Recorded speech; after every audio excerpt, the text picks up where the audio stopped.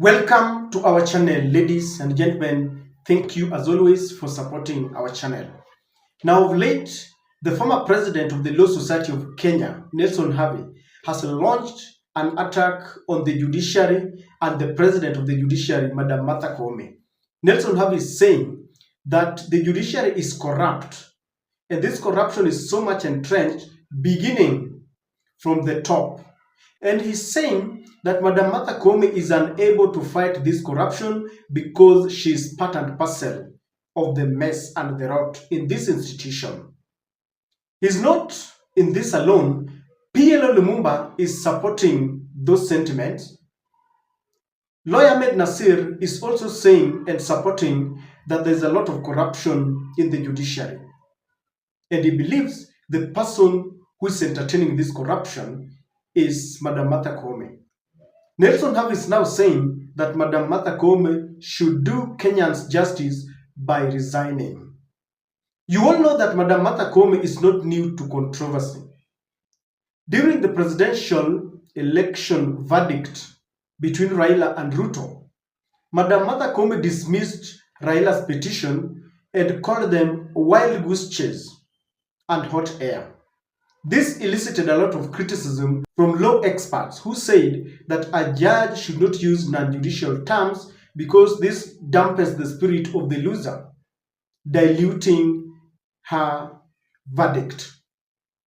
The question is, if many people feel that Madam Martha Koome is incompetent and corrupt, how then did she find herself in that very coveted position?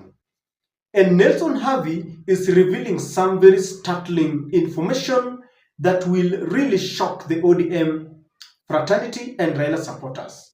Nelson Havi is saying that after the 2017 election that Raila claimed Uhuru had stolen, Raila got into a handshake between himself and Uhuru Kenyatta and they became friends.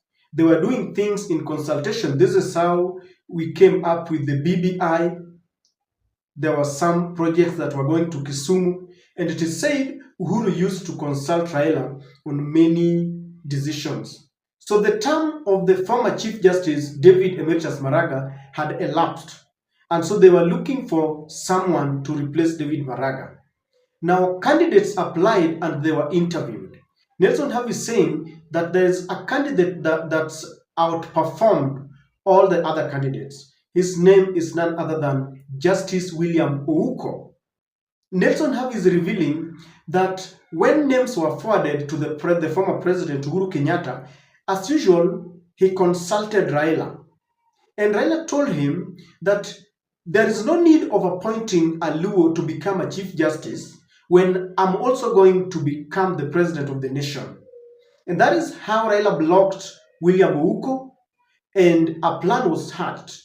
And Madam Martha Koome was given that position, and that is how she found herself there. I read this and I was like, what is happening? Let us read what Nelson Havi is saying, but before that, allow me to request you to subscribe to our channel if you're watching for the first time. Click the notification bell. Please like our videos and share them if you can. And thank you to all our returning subscribers and all our supporters. Ladies and gentlemen, Nelson Havi is saying this. William Ouko topped in the interviews for the CJ. Upon being consulted, Raila Odinga told Uhuru Kenyatta that it would be improper to have a Luo Chief Justice and President. Olive Mugenda was ordered to deliver Project Martha Koome. That is how we got here.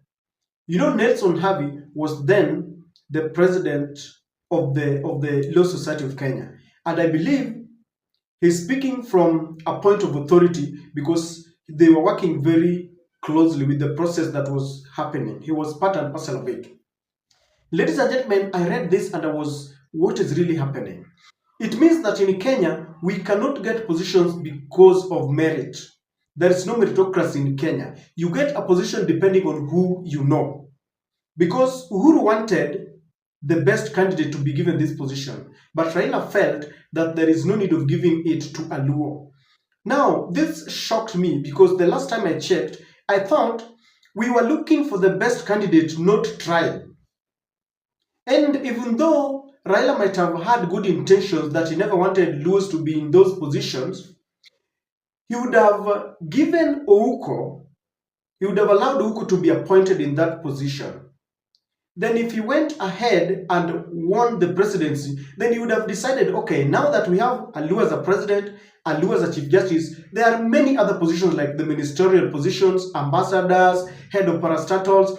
He would have distributed it equally or with equity to all the other tribes. Here he is, he later cried foul, took people to the street, people were killed, he bashed Madam Martha Koome as the worst judge, and it doesn't make any sense because he made his bed, he must lie on it. It reminds me of a story where the colonial masters approached his father, Jaramogi, and told him, we want you to take over as the president. Jaramogi refused that, I cannot take over because there's a lot of blood that was shed during the struggle for independence, and he decided to give that authority to Jomo Kenyatta, and he became his vice president. Later, Oginga was chased like a dog. He lived and died regretting that decision. I don't know whether you are thinking what I'm thinking. Raila counted his chickens before the eggs were hatched, and that is a very bad decision.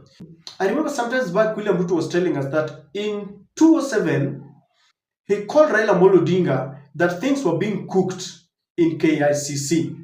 And he moved very fast all the way from Eldoret to Nairobi, only to realize that Raila camp was busy planning on how they will distribute positions. Yet they had not ensured that they protected their votes. They were busy celebrating that they had won, yet votes were being rigged in KICC. And it tells you that Raila does not know how to capture power. That is the truth. That is why Raila has been rigged in 2007, 2013, 2017 and 2022. Even if Raila would stand for election today, he would still be rigged because Raila's got a lot of sympathy. He does not know how to take power. They celebrate early. Look, if Raila had placed Justice William Ouko, he would have allowed Ouko to be in that position. Maybe things would have been different. But look at where this left them. They are now crying foul. And now, the very, very position that they're saying, Lu cannot be a president and have all those prestigious positions. Now they're saying they want interior. And they're saying we have stabilized the government because they blocked this protest they took. They kicked away Rigathi Gachagua. All this is happening because of the bad decisions, wrong decisions that Raila made. Raila should have allowed people who merit to be in their positions. Someone might even claim that Raila does not want anyone who is in a more prestigious position than his because he thinks he would surpass him. These were claims that were made by Miguna himself. And sometimes when you look at those claims, you are tempted to believe them. Why would Raila be scared of Aluo being a chief justice if he's going to become the president? He would be the president of the executive. That Luo would be the president of the judiciary. And we need stronger institutions where it doesn't matter who is in power, whether it's coming from the minority tribe or majority tribe. All we want is a working institution so that justice will be dispensed regardless of the tribe, regardless of the people who are in authority. Raila says he's a Democrat. If you're a Democrat, personally I believe it doesn't matter which tribe is in which position. And I believe where he is, he's regretting those decisions.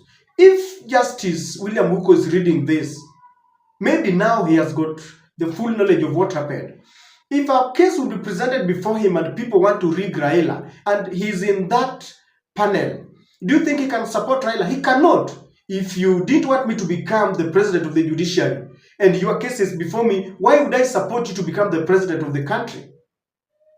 These are wrong decisions, and I know Raila might have had good intentions, but he should have done it better. There is nothing wrong with the person being in a position as long as the person is qualified.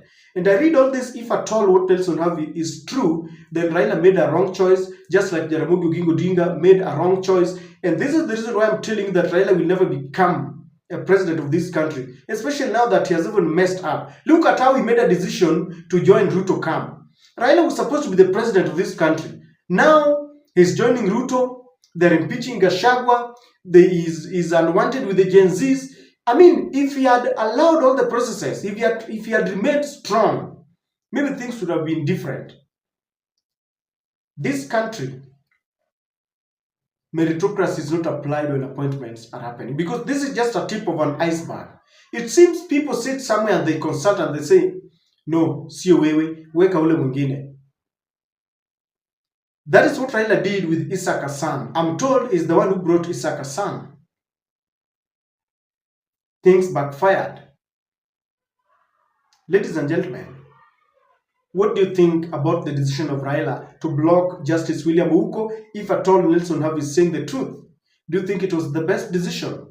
How then do we narrow in and have a thin line between tribalism and meritocracy?